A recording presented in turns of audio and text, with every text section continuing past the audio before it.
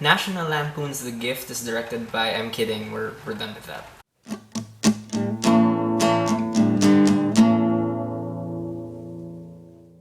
The Gift is written and directed by Joel Edgerton and stars him, Jason Bateman, and Rebecca Hall. And The Gift starts out with this couple, Simon and Robin, played by Jason Bateman and Rebecca Hall respectively, and they've just moved into this nice new neighborhood. They have this beautiful new house, and it looks like they're just gonna live this nice life together. They're about to have a baby down the road, but one day while they're shopping, this mysterious guy named Gordo, played by Joel Edgerton, recognizes Simon and tries to start up a friendship with him. And as the days go by, Gordo starts to get more and more invasive, secrets about each other start to get revealed, and everything starts to spiral out of control. Now, if you watched my review for Vacation, you'll know that I was supposed to watch this in a mall one day, but it wasn't showing, so I ended up watching Vacation. And I hated Vacation so much that on the same day, right after that movie, I went out to seek The Gift somewhere else, and I found it, and I'm so glad I watched it because it's such a good movie. This film has a story that has twists and turns that will make your jaw drop. It has 3 fantastic top-of-the-class performances, and the direction from Joel Edgerton is great. It will really crawl under your skin. First of all, this is a gorgeous-looking movie thanks to the cinematography from Edward Grau. This looks like something straight out of a David Fincher movie, and he really draws your eye to certain elements and little details, which in turn raises the paranoia level. The production design here also reminded me of Gone Girl in that it's very sleek and very modern. Their house slowly begins to look scarier and scarier as Gordo stalks them, and you have no idea if anyone's watching you from outside because so many of their glass walls are, well, they're made out of glass, and it's just open space outside and you really don't know. And the cool thing is when secrets start getting revealed, the house starts to come across as artificial and false, as if it's reflecting the lies that these people are telling each other to hide these secrets. And the quality of the cinematography goes from being serene at the beginning to kind of cold and yucky like by the ending. Now, good thrillers always make great use of sound and silence, and The Gift is no different. Again, the fact that this house Simon and Robin live in has so much empty space lends itself well to a lot of creepy moments with sound. And the soundtrack itself from Danny Bensi and Sonder Jurians is suitably creepy and mysterious as well, but the one piece of music that I will single out is they use the song Ride of the Valkyries here, which you might know from the helicopter scene from Apocalypse Now, and the way they use it in this movie is probably the best use of it since Apocalypse Now. And the pacing here by editor Luke Doolan is excellent. This is a psychological thriller through and through, so pretty much the entire movie is this slow burn build-up that's just so relentless. It's never boring at all, and the tension is just so palpable, especially in simple scenes where Robin is just walking around the house and you really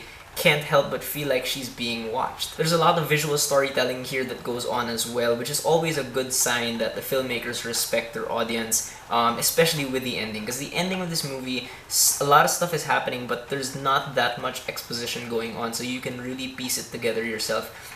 And the feeling of piecing something together in your mind and eventually getting mind blown is so satisfying, and there's a balance to pulling that off. You know, you can't really put that many clues in there or else it's gonna come off as obvious and predictable, but you have to put in just enough clues in there so the audience can piece it together, and the way they do it in The Gift is really, really good. And in addition to being a really good actor, Joel Edgerton proves here that he's a really great writer as well, because all 3 central characters in this movie are so well balanced that it's honestly tough for me to say which one is the main protagonist. Like, you really get to see all of their points of view throughout the movie, and they all take center stage at different points. And Joel Edgerton's script does a great job at making you feel sympathy and anger towards all 3 of these characters. Well, maybe not anger towards Robin, but especially for Simon and Gordo, you become so conflicted about how you feel about them towards the end of the movie. And I'm telling you, man, this plot in this movie takes some twists that I found so shocking, and some of them just so messed up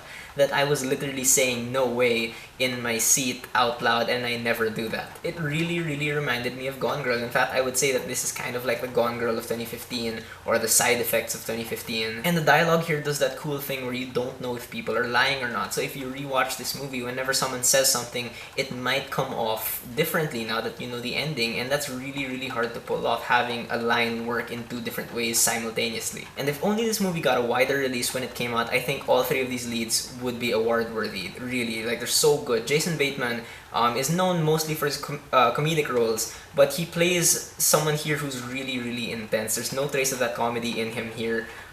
He plays someone who also becomes so easy to dislike, as well as secrets come to light about him. And every outburst that Jason Bateman has in this movie feels completely authentic. It doesn't just feel like he's, acting for the camera. But I will say that Rebecca Hall was probably the one here who blew me away the most, because she's so understated. She's a great counterpoint to Jason Bateman's liveliness, and she really manages to convey multiple emotions like fear and anger and compassion, often at the same time, and that's really, really impressive. She was fantastic. And of course, I have to give Joel Edgerton props for being able to deliver this awesome performance while directing, because he plays Gordo and he starts out being kind of socially awkward and innocent, and then he suddenly becomes really subtly creepy, and then he becomes really creepy, but then he's still kind of sympathetic, and he's kind of pitiful, and it's really, really complex. Now, The Gift doesn't necessarily announce Joel Edgerton as this wholly original director, but he definitely has a strong grip on directing scenes of tension, and he knows how to wring a full-length feature film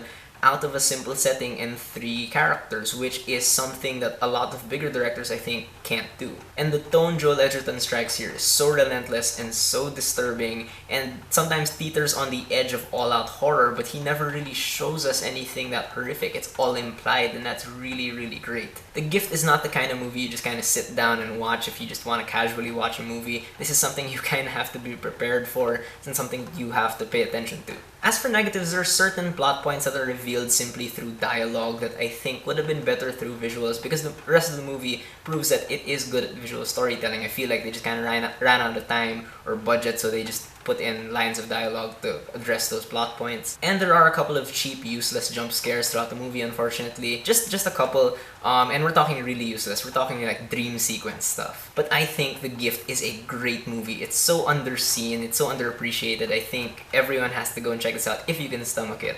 It's getting no love so far with awards, but that's okay. I'm sure it'll become a cult classic or something one day. Alright, so those are my thoughts on The Gift. Have you guys seen it? What do you think about it? Whether you agree with me or not, please leave me a comment. Let's have a conversation.